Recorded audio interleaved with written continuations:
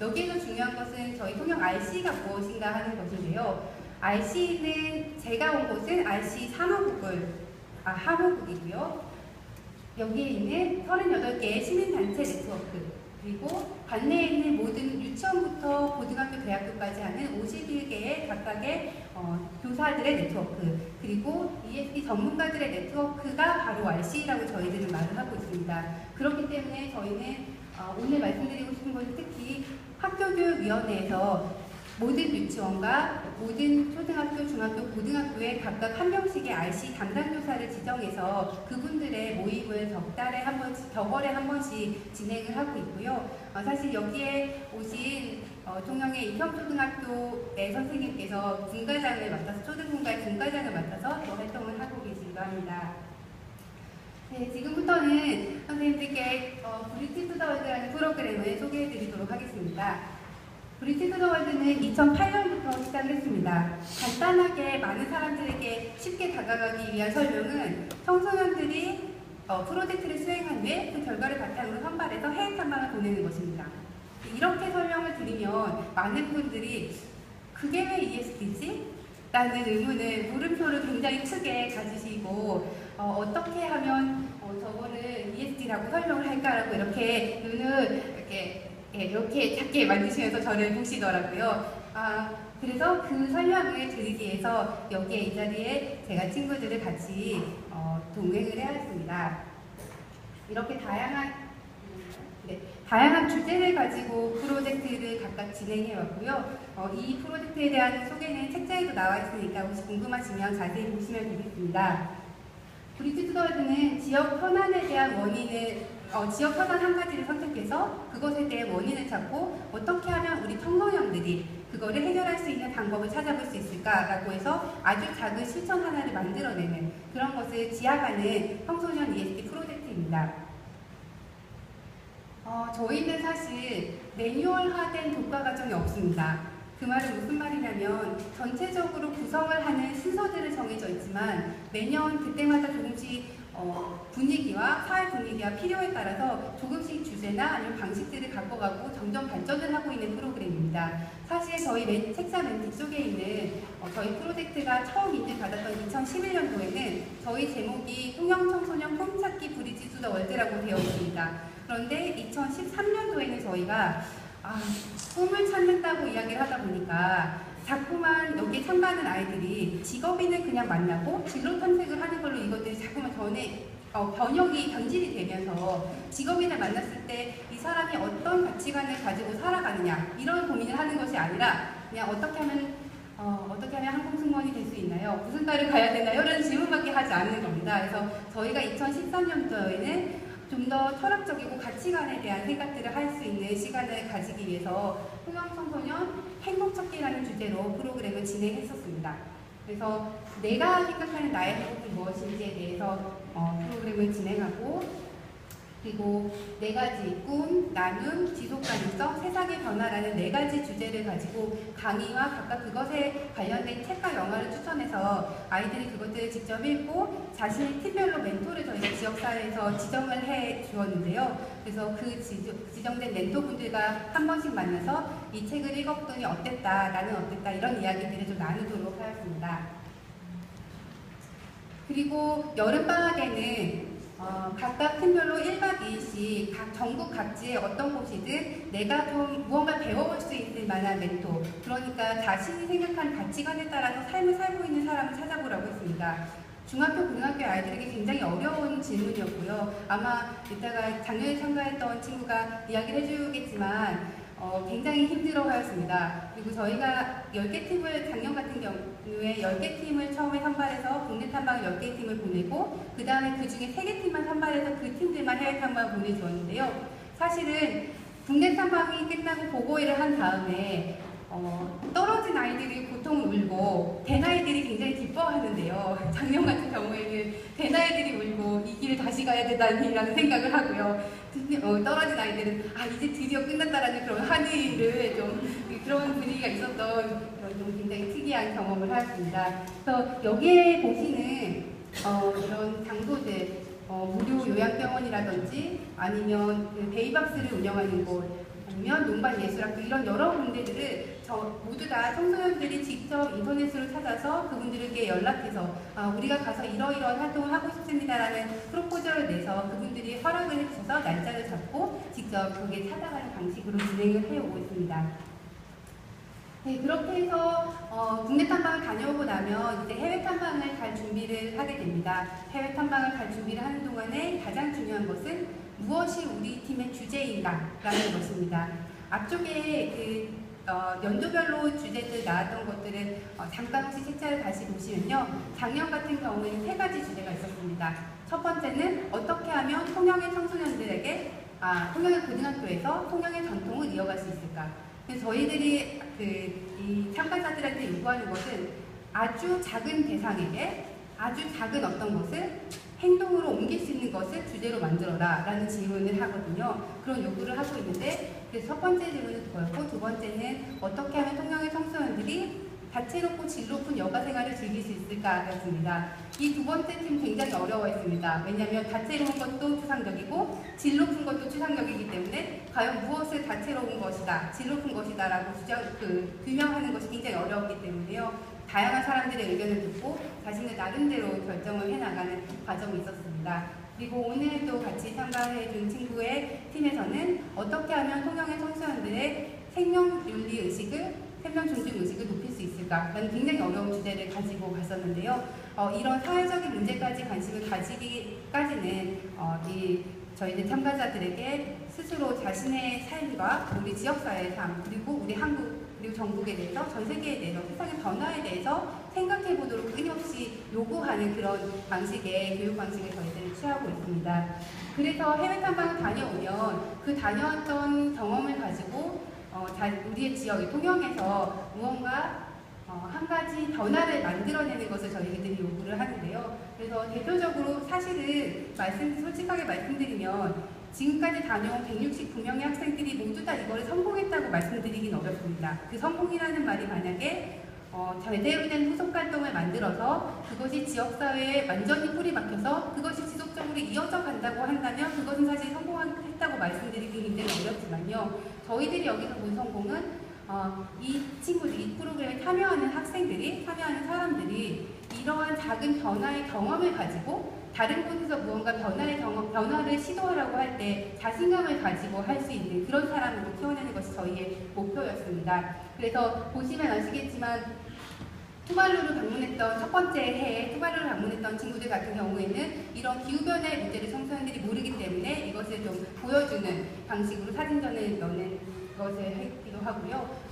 굉장히 제가 재미있고 좋다고 생각하는 건 2009년과 2010년도에 전통시장을 주제로 탐방을 한 친구들이 저희 통영의 중앙시장이라고 굉장히 유명한 시장이 있습니다. 그 안에 있는 한 분식집을 리모델링을 자기들이 나름대로 꾸며줘서 거기에서 청소년들이 잘 올 수 있는 그런 전통시장을 만들자라는 주제로 거기를 꾸며서 이집트에 갔다 왔던 물건들을 놓고 오프닝하는 그런 행사를 같이 진행하기도 했고요. 그 다음 해에 그 같은 분식점에 아이들이 이제 상속 음식이 청소년들이 더 이상 먹고 싶어 하지 않는다라는 것을 문제의식으로 잡아서 통영이 굴이 유명하지 않습니까? 그래서 굴을 가지고 만들 수 있는 오이스터 리조또를 자신들의 메뉴로 개발을 해서 그 분식집에 메뉴로 넣어달라고 부탁을 드려서 한동안 지속되지 않는다고 제가 말씀드렸죠. 한동안 그것이 진행됐던 경험이 있습니다. 또 학교에서도 급식으로도 그것이 도입이 됐던 경험들이 있습니다. 그리고 작년 같은 경우에도 굉장히 유의미한데요. 작년에는 통영의 전통을 어떻게 이어갈 것인가라는 그 질문을 통해서 아이들이 이 전통이라는 게 매일매일 보고 매일매일 접하지 않으면 이거에 대한 인식을 청소년들이 할 수 없다라는 결론을 내렸습니다. 실제로 인도네시아를 방문했을 때 거의 모든 학교에서 전통문화 수업이 있다는 것을 알고 전통문화 동아리가 있다는 것을 알고 아이들이 굉장히 충격에 쌓였거든요. 그래서 7장짜리 아주 잘 쓴, 제가 전혀 손을 대지 않았는데 아주 잘 쓴 페이퍼를 가지고 와서 그것을 제안서로 통영교육지원청에 담당하시는 장학사님께 찾아가서 그것을 한번 보여드리고 동아리를 만들어달라고 부탁을 드리기도 하고 또 다음에는 학교에 누비로 된 명찰을 만들자라는 제안을 해서 명찰사와 누비사와 교복사와 모든 것들의 단가, 모든 걸 확인해서 학교 총동창회장님께까지 전화를 드려서 이런 모든 제반 사항들을 했으나 아직 잘 진행되지 않고 있어서 그 친구가 지금 고3에서 굉장히 실망하면서 저한테 가끔 연락이 옵니다. 하지만 그럴 정도로 그런 경험을 했던 그 친구들이 그래도 우리가 뭔가 했다라는 그런 생각들을 분명히 가지고 있는 것을 제가 봅니다. 그래서 저희가 생각하는 건 결국은 사람입니다. 지속가는 발전교육은 사람이 남아야 된다고 생각을 합니다. 아마 방금 전에 많은 사례를 발표해 주신 선생님들, 그리고 지금 학교에서 계신 선생님들 분명히 보시는 사람들이 있으실 겁니다. 방금 금정구청 사례 들으면서 그 한 분이 갑자기 이렇게 말씀하셨다는 거에 굉장히 감동하셨다는 거 제가 너무 공감이 되는데요. 그런 것처럼 이렇게 사람이 남는 것들을 저희가 이제 ESD 10년이 지났으니까 계속해서 사람을 남기는 작업들, 그 변화된 사람이 바꾸는 세상을 기대하는 것을 저희는 좀 보고 싶습니다. 그래서 지금부터 두 친구가 조금 시간을 넘길 수도 있을 것 같은데요. 그래도 최대한 빠르게 자신들의 경험들을 좀 나누는 시간을 갖도록 하겠습니다.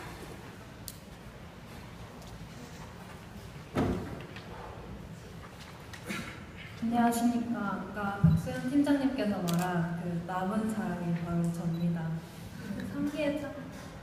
3기에 참가했었던 손담비 팀장 서현민이라고 합니다. 현재는 광주대학교 항공서비스학과 13학번에 재학 중입니다.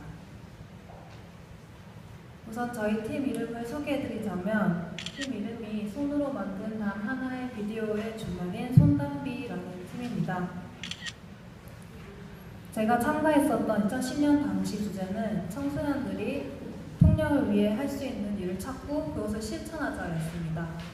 저희는 주제를 정하던 중에 통영의 관광 명소인 충렬사의 관광 영상을 보게 되었습니다. 그런데 매우 지루하고 재미도 없고, 그래서 저희가 이것을 좀 더 재밌게 만들어보자, 청소년의 힘으로, 청소년의 눈으로 더 재밌게 만들어보자 해서 저희 주제를 착안한 게 청소년의 힘으로 통영의 관광 홍보 영상을 만들어서 그것을 청소년들에게 알리자, 볼 수 있게 하자라는 주제를 정하게 되었습니다. 그리고 그 주제를 가지고 제2의 헐리우드라 불리는 인도의 뭄바이로 탐방을 떠나게 되었습니다.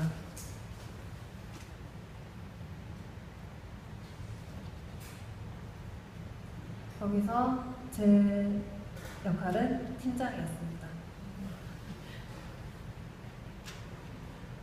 지금 사진에서 보시다시피 저희는 정말 많은 회의를 해야 했습니다. 6개월 동안 매주 2회 정도 만나서 회의를 했었는데요. 회의의 주제는 영상 제작에 대한 아이디어 회의나 또 인도로 떠나는 탐방 일정, 예산, 숙소를 정하거나 추후 활동 등 6개월 동안 해야 할 것들이 너무나 많았습니다. 한 번은 팀원이 다리를 다쳐서 입원을 했었던 적이 있는데요. 그때 병문안을 가서까지도 회의를 해야 했었던 그런 기억이 있습니다.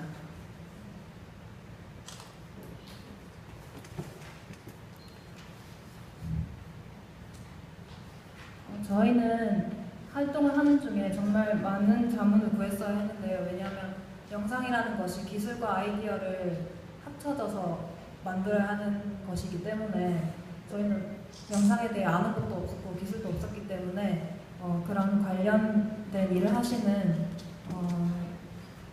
작가분들이나 기자분들, 또 영상 편집을 주로 하시는 분들을 찾아가서 배우기도 하고, 관광객들이 많이 모이는 곳에 가서 카메라 딸랑 하나 들고 가서 인터뷰도 따오기도 하고 그렇게 활동을 했습니다.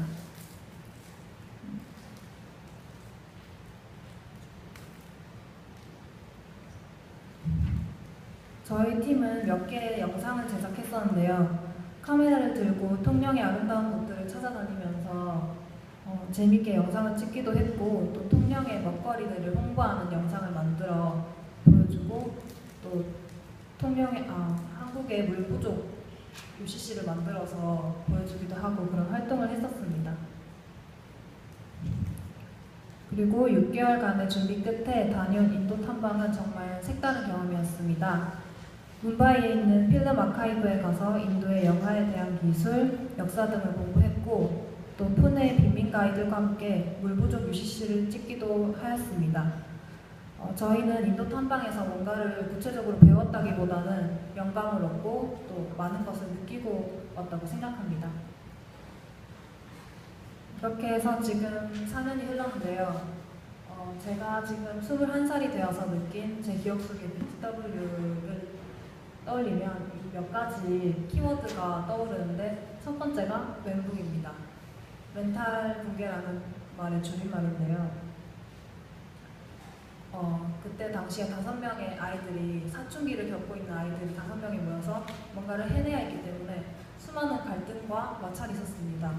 저희들끼리의 마찰도 있었지만 학교 선생님과의 야간 자율학습을 빼는 과정에서도 마찰이 있었고, 또 학업에 지장을 주기 때문에 부모님과도 마찰이 있었습니다. 그런 것들을 저희가 해결을 해나가면서 같이 성장해 나갈 수 있었다고 생각합니다. 그 다음은 회사라는 키워드입니다. 저는 밤을 새본다는 것을 그때 처음 해봤는데요. 학교만 다니고 학원만 오가는 아이들이 보고서를 써야 되고 PPT 제출을 해야 되고 또 무슨 기관과 연락을 해야 되고, 그런 것들이 정말 독특한 경험이었다고 생각합니다. 그리고 아까 오전에 이사장님께서 말씀하신 자부심인데요. 지금 제 또래 대학생 아이들과 대화를 해봐도 저처럼 이렇게 특이한 경험을 했었던 아이들은 아직 못 봤습니다. 그리고 제가 그것들을 통해서 뭔가를 얻었고 지금 미래를 개척해 나갈 수 있다는 것을 말을 할 때 굉장히 큰 자부심을 느끼고 있습니다. 그리고 사랑이라는 키워드가 떠올랐는데요. 바로 통영이라는 제 고장에 대한 사랑입니다. 저는 영상을 찍으면서 통영의 관광 명소들을 돌아다녔었는데, 그전에는 그냥 시골에 산다 이런 느낌을 많이 받았었는데, 나는 정말 행복한 도시에 살고 있구나 라는 것을 많이 깨닫게 해준 그런 경험이었습니다. 그리고 우정인데요. 그때 만났던 팀원들과 지금 팀원들이 다 성인이 되었기 때문에 같이 만나서 맥주 한잔도 하면서 그때 추억을 떠올리고 또 자주 만났었기 때문에 정이 많이 들었습니다. 그래서 우정이 남았었고요.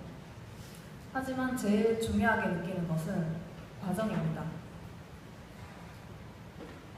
저는 지금까지 BTW OB로 활동하면서 아이들을 도와주고 있는데요.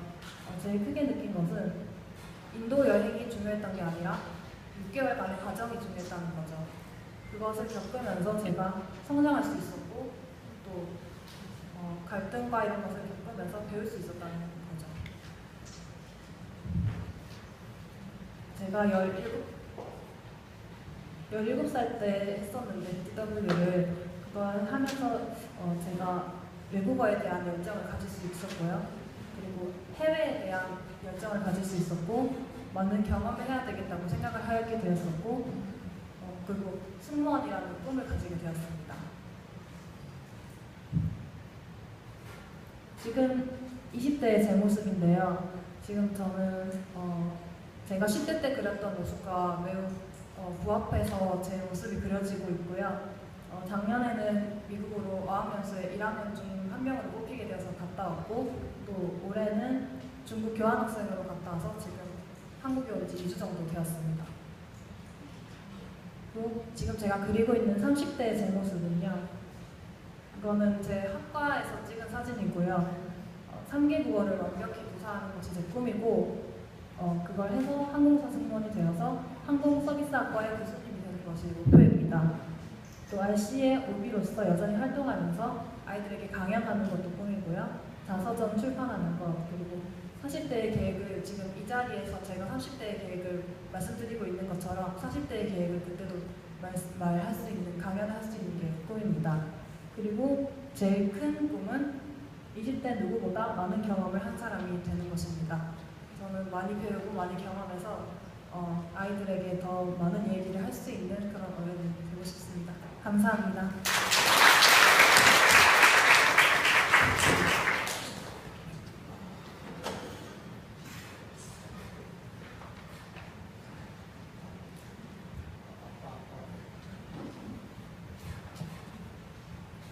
안녕하세요. 저는 2013년 브릿지 투 더 월드 6기 용광로 팀의 통영고등학교 1학년 김우성이라고 합니다. 저희 용광로라는 팀명은 모든 팀원의 노력과 모든 한대에 녹여서 최고의 시너지 효과를 낸다는 의미를 가졌고요. 일단은 저희 팀은 진정한 행복은 나만 행복한 것이 아니라 더 나아가 우리 주변인들을 행복하게 만드는 것이다라는 목적 아래서 이러한 주제를 정했습니다. 어떻게 하면 통합 청소년들의 생명윤리 의식을 높일 수 있을까라는 주제로 활동을 하였고, 네, 그리고 베이비박스를 탐방하게 되었는데요. 해외 탐방은 그 역시 베이비박스의 연장선으로 오스트리아를 방문하여 활동하였습니다. 이건 저희 브릿지 투 더 월드 활동한 사진인데요. 이 활동을 통해서 저희 팀은 전체회와 팀별회의, 그리고 멘토링과 국내 탐방, 그리고 나눔 활동과 다시 회의를 하고 해외 탐방까지 1년 동안 익숙하는 과정이 있었습니다. 브릿지 투 더 월드 BTW를 통해서 저에게 생긴 변화가 많은데요. 일단은 첫 번째로는 회의하고, 그러니까 서로 몰랐던 팀원들이 100번도 넘게 만나서 회의를 하고, 때로는 보고의 준비를 위해서 24시간이 넘는 시간 동안 회의를 한 적도 있습니다. 네, 함께 웃고 싸우고 활동하며 팀원들끼리 서로 더욱더 가까워질 수 있었습니다. 두 번째는 대화하고인데요. 매 회의가 끝날 때마다 하루 동안에 각 팀원들이 느꼈던 감정을 공유하는 마음 나누기라는 시간을 가졌습니다. 네, 이때마다 각기 다른 6명의 팀원이 모여 한 팀을 이루고 활동하는 과정이었기 때문에 때로는 갈등하고 지치고 힘든 적이 많았습니다. 한 번은 팀원 한 명이 프로그램 활동을 그만두겠다고 말한 후에 연락이 되지 않았는데요. 네, 나머지 팀원들 역시 그 당시에 너무 힘들었기에 나간다는 팀원을 붙잡기에는 너무 많이 지쳐 있었습니다. 그래서 결국 사무국의 도움을 통하여 팀원들끼리 모여서 마음 나누기라는 그 프로그램을 그 활동을 진행하게 되었고, 그 팀원이 다른 팀원이 무심코 한 말에 상처를 받고 팀을 나가겠다는 결심을 하게 되었다는 소리를 들었는데요. 이를 통해서 저희 팀은 다시 한번 말의 중요성에 대해 생각해 볼 수 있었고, 이를 계기로 저희 용광로 팀은 더욱더 발전할 수 있었습니다. 이처럼 브릿지 투 더 월드를 통해서 좀 더 대화하고 공감할 수 있는 시간을 가졌습니다. 다음은요. 일단은 브릿지 투 더 월드를 통해서 학교에서는 배울 수 없었던 도전과 협력을 배울 수 있었습니다.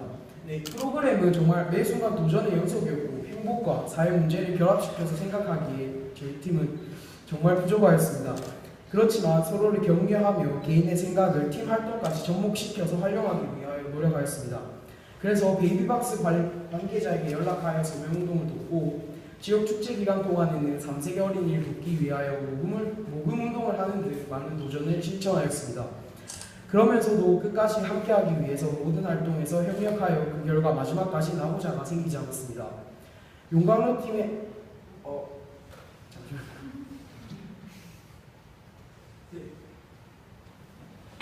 용광로 팀의 모든 활동은 일단은 해외 탐방까지, 국내 탐방에서부터 해외 탐방까지 모두 미로를 풀어나가는 듯한 그런 과정이었는데요. 일단 사회적 문제를 해결해 나가기에는 베이비박스가 정말 무거운 주제였기 때문입니다. 사무국에서도 역시 많은 걱정을 했었고 팀원들과 이해하기 힘든 논문을 읽기도 하였습니다. 그리고 무엇보다도 해외 탐방 일정이 미루어지는 등의 많은 우여곡절이 있었는데요. 이 과정 속에서 저희는 의외로 간단한 열쇠를 얻었습니다. 그게 바로 청소년의 눈으로 바라보는 것이었습니다. 영아유기 문제를 청소년의 눈으로 바라보고 청소년들과 이야기를 하고 해외 탐방을 통하여 해결책을 생각해 볼 수 있었습니다. 그래서 통영의 고등학생들과 설문조사를 실시하고 고등학교를 찾아가서 생명윤리 의식에 대한 강연을 하는 듯의 시간을 가졌습니다. 그리고 아직 저희 팀의 미로는 다 풀지 못하였습니다. 비록 그리고 브릿지 투 더 월드는 끝이 났지만 저희 팀은 연락을 주고받으며 해결책을 생각해보기 위해서 노력하고 있습니다. 또 지난주 고3이 된 팀장과 부팀장 누나까지 다 모여서 앞으로 해결책과 후속 활동에 대해서 생각하기 위해서 회의를 했는데요.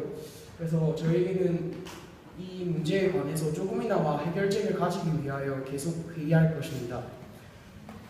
네, 이 과정에서 저는 열정적인 제 자신을 발견하게 되었습니다. 1년이 지난 지금 제 기억 속의 BTW는 소통, 그리고 팀원들과의 사랑, 그리고 열정, 협력의 공간, 진정한 배움 매장, 행복, 그리고 꿈같던 시간인데요.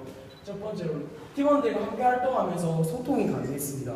왜냐하면 1년 동안 팀원들과 행복을 찾기 위하여 활동하는 과정에서 소통할 수 있었기 때문입니다. 그리고 즐겁고 기쁘고 힘들고 슬펐던 시간들을 함께 보내면서 팀원들과 가족과 같은 사랑을 느낄 수 있었던 시간입니다. 그리고 또한 매 순간 도전이 필요했던 과정에서 열정이 생기고 팀원들과 서로 의지하여 힘을 합쳐서 나가는 과정이 진정한 협력의 공간이었다는 생각이 듭니다. 그리고 무엇보다도 가장 중요하다고 생각하는데 학교에서는 배울 수 없었던 불가능한 것은 없다라는 깨달음을 준 진정한 배움의 장이었는데요. 그리고 평소에는 생각하지도 않았던 행복에 대해서 다시 한번 생각해 볼 수 있는 기회였습니다. 그러므로 브릿지 투 더 월드는 저에게 꿈 같은 시간이었습니다. 감사합니다.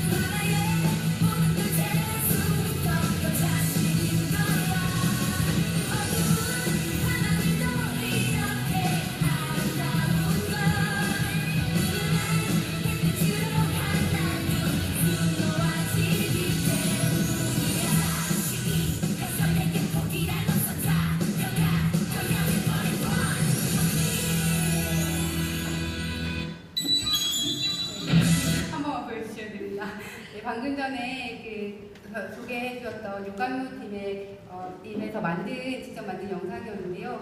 전 사실 저 영상은 이제 국내 탐험 보고회 때 이 친구들이 발표를 할 때 이 부분이 굉장히 마음에 와닿았습니다. 아직 꿈은 찾지 못했습니다. 그러나 삶의 방향은 정할 수 있었습니다라는 말이 저에게 그러니까 이 프로그램을 기획하고 함께 운영해오고 이 친구들과 아까 전에 이야기한 한 명이 나가겠다 하면 밤 12시까지 부여잡고 마음 나누기를 하고 무슨 일 때문에 그런지 이야기를 들어보고 하는 그 모든 과정들이 굉장히 보상받는 그런 느낌이었습니다. 여기 계신 선생님들도 분명히 그런 경험들이 있으실 거라는 생각이 듭니다.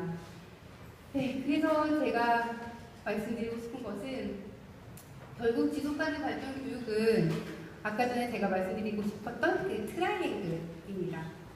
지역사회와 학교 그리고 사실은 가정까지 이 삼박자가 맞는 트라이앵글이 지역사회를 통해서 베이스를 깔아주어야 그것이 기반이 되어야 이 청소년들의 온전한 성장에 밑거름이 될 수 있다는 생각을 하게 되었습니다.